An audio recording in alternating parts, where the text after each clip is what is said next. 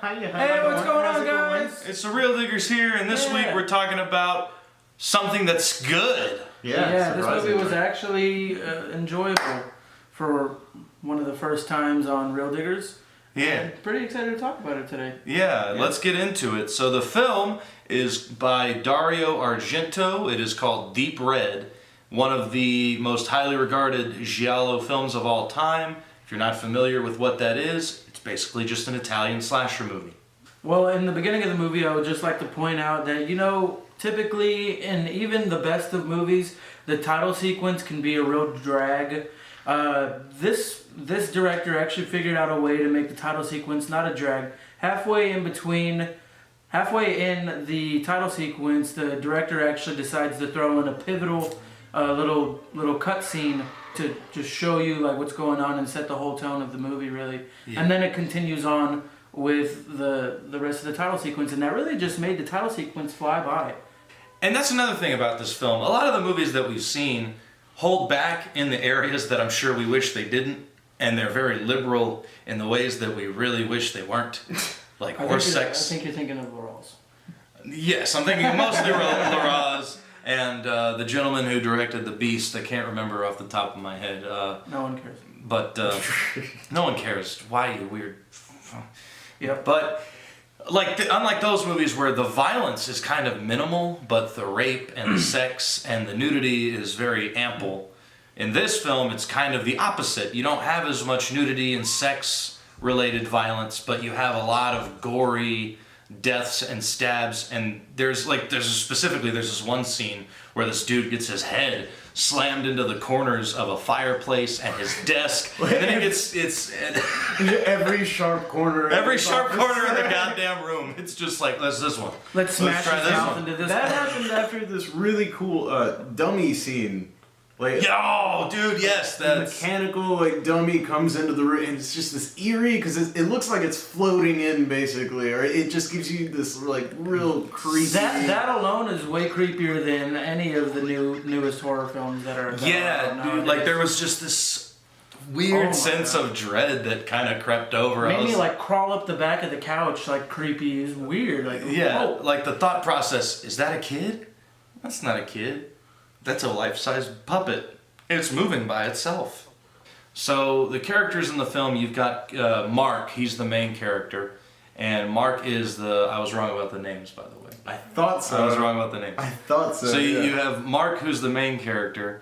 And Mark is this kind of higher, I wouldn't say high society, but he's a professional pianist.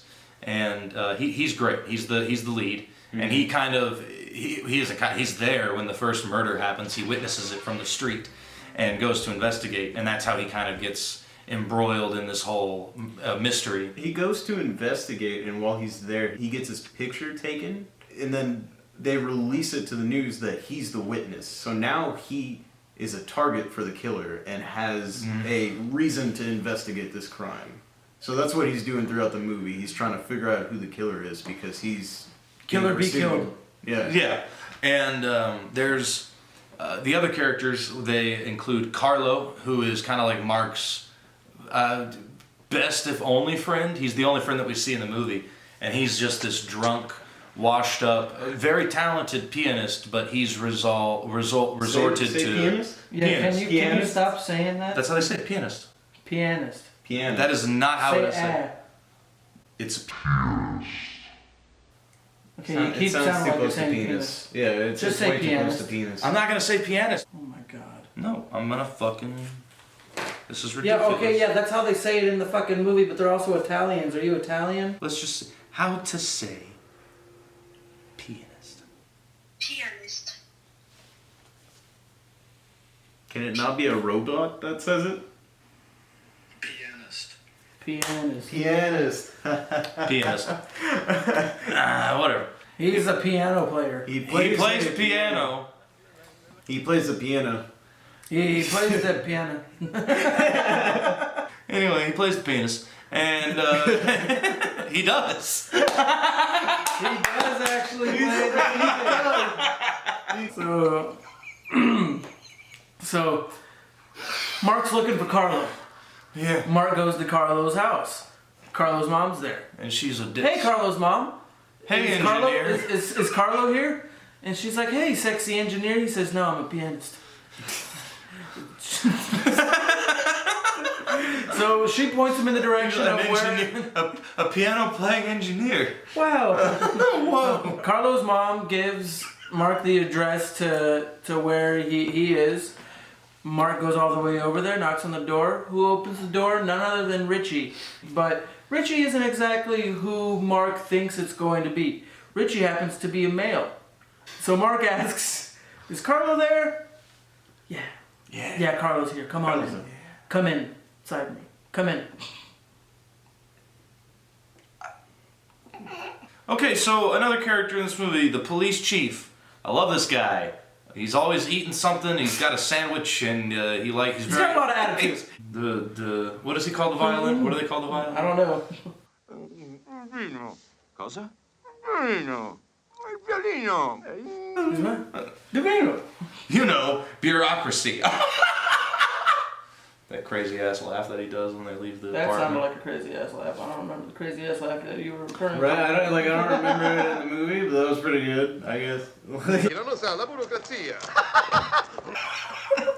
Then there's the psychic chick. Nah, she's not really important. She's just kind of. She's not Well, I mean, she's important in the first bit of the movie. Kill, dude. She's the first kill, and she's psychic, and she senses the that killer. propels, that domino affects the rest of the movie. Right, nothing would have happened if it wasn't for her. What are you talking about? So I stand corrected. Well, you don't know that nothing would have happened. Nothing would have happened. At least our movie wouldn't have happened. The Something murder- else. The killer would have continued to kill. Yeah, because remember the psychic said this is someone who has killed and will continue to kill. What's the reporter's name? The character, the reporter character. She was important too, huh? I forgot her name. Her name was Female character. her name was blonde bitch. She wasn't even blonde. She had red hair or brunette hair. Gianna Brezzi. Yes, dude, because we said it. It was the best dubbed part of the whole movie. So Gianna Brezzi is the reporter, Yep. and she and Mark start this relationship together while they investigate the killer, grow close, and kind of fall in love with each other. Her car is just a piece of shit. Oh yeah! Every car, every car scene with Gianna's car is just the door, funny. the seat, The roof. the roof, the visor. the visor. It's ridiculous. It's great. Remember that scene where Carlo and Mark are standing super far away from each other, yelling across? Eso es lo importante.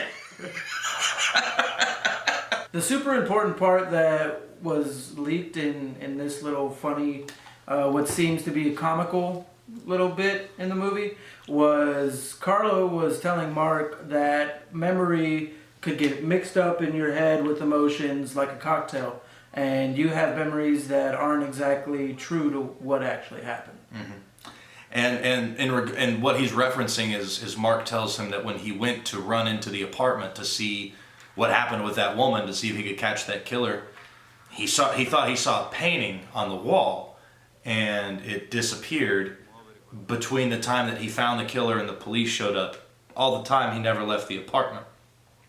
So he asks Carlo, what does it mean? What does that mean?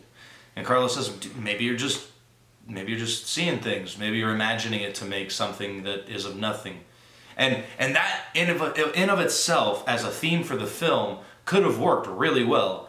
But then they bring it back, and I feel like they did an even better job with what they decided to do with it. Because that's what I thought they were going for, was this kind of, maybe Mark's not really seeing things as he should. Maybe he's the killer, and that would have just been cliche, and the movie wouldn't have been as good as it was. But Mark's not the killer. Spoilers. Nope. Before we jump into the wrap-up, I do want to just say one part that really stood out to me was, just this really brutal kill. My favorite kill in the movie was when this chick got drowned in boiling hot water in the bathtub. That was pretty intense. Yeah. All the kills. Well, All the kills are intense, but that one was like, it was and then it's brutal. focusing on her face after. Yeah, it shows like her face all blistered up. I like how they were creative with the kills. They really were. With the dummy as a distraction, and then he gets bashed on all the corners, and then the boiling water. It's not your typical just stabbing with a knife. Yeah, Michael Myers. Right. So if you don't want to know what happens and you want to watch this movie for yourself, get the fuck out of here. And so anyway, at the end of the movie, Yeah, there you go. at the end of the movie, we're at a library because there is evidence here that will help them find out who the killer is. When they find the evidence, which is a drawing of a child holding a bloody knife and somebody who's been stabbed, Mark finds out that the one who drew that is Carlo. Carlo shows up and he's there and he's going to kill Mark, but then the police show up. Good old chief of police shows up, and instead of a sandwich, he has a gun now. And he comes in, runs Mark off. Mark gets scared outside, hops over a fence, gets caught by... This kill is ridiculous, but it's fucking amazing. He gets caught by the leg by like a piece of rebar that's off of a garbage truck, dragged down the street, head smacked open by the curb. No. Oh, yeah. Yeah, Okay. head smacked open by the curb, and they drag him, and he's passed out. And then when he's barely awake, they stop, and they're stopped because they realize somebody's being dragged behind him. And then a car comes and crushes his fucking head. It's great. Runs right over his head. Runs right over his head. The thing is that when Mark is walking back to the bar where Carlo would play piano and they would hang out, like outside, where they witnessed the murder together, he realizes, shit, it couldn't have been Carlo because he was with me when the first murder happened. And he starts to think, and he's like, okay, I gotta go back and look at this apartment one more time and see what's up, because he starts thinking about that missing painting again. Well, he gets back up to the apartment of the sidekick who was murdered, which is in his building, by the way. He gets in there and sees a mirror where the painting he thought was his. Anyway, and he realizes he didn't see a painting, he saw the face of the killer. And seeing it the second time, you realize it's actually in the movie, and it's great. And They show you the killer right away, and you don't even... you don't even realize it. And when he turns around and you see who the killer is, it's Carlo's mom. And you find out that she's not a ditz, she's quite intelligent. And quite crazy. Quite crazy as well. And she has trauma because she killed her husband whenever Carlo was very young, and that's why he has a drinking problem and why he drew all of those paintings, those violent paintings of him holding the knife, because his mom dropped the knife and he picked it up as a kid and witnessed all of that happening. And and they wrap up the movie with her chasing Mark out into the lobby, and she gets caught in the elevator by her necklace, and he activates it, and she gets decapitated, and that's the end of the film. I think I'm gonna go ahead and, well, I'm definitely gonna have to give it a gold. Sam, what do you say? I'm giving it a gold also. It was just a really enjoyable movie. Yep, I'm gonna go ahead and I'm gonna have to agree with these guys. I'm gonna give it a gold. Just a solid movie all around. We didn't even mention one time that the score is phenomenal. And the golden line of the week goes to... Sono al piano, via. E così allora non ce l'ha un lavoro, eh? Thanks so much for watching, you guys. We've been the Real Diggers. Tune in next week. We're gonna go ahead and have another video. It's gonna be about Waterworld, if you've ever heard of it. It was a flop.